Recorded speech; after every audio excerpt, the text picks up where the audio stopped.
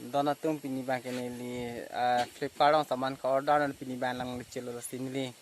nili senan tum arji long lele ta ke dam tang an magan nili pene lason microphone hino dak lo sinili non ka order on pininang le alo jo la sinili unboxing pola sinang lang on hotha dei kopi ahormu ne jola hello dona tum jola hello saman mengke Flipkart pa sinili order don lo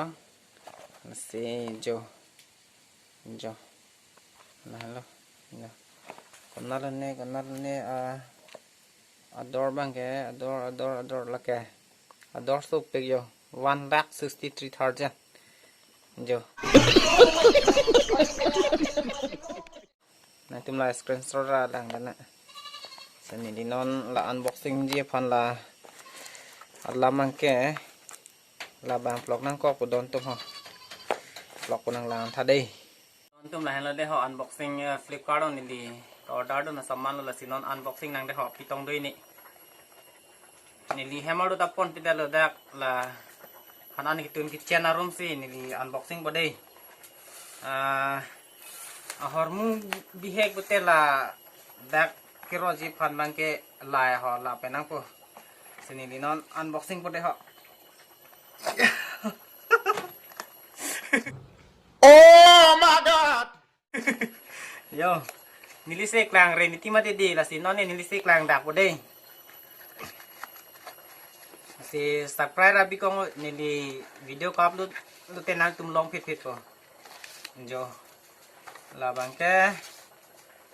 Jo pitong ato ni mo screenshot ra purhida na day. Jo. Lain lo hormu bangke. Kasi na ito mananggi puti order na joy ki pen long prop jen la si hormu bang ke yo lagi ho hello testing hello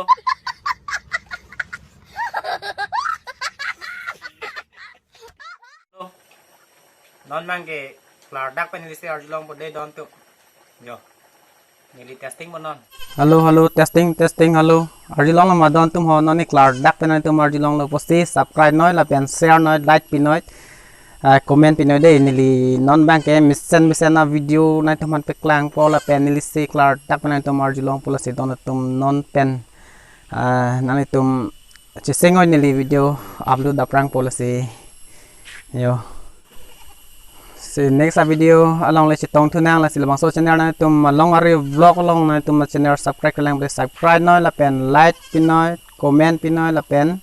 share noi dei don tum se pin unboxing a video bang anvel pardon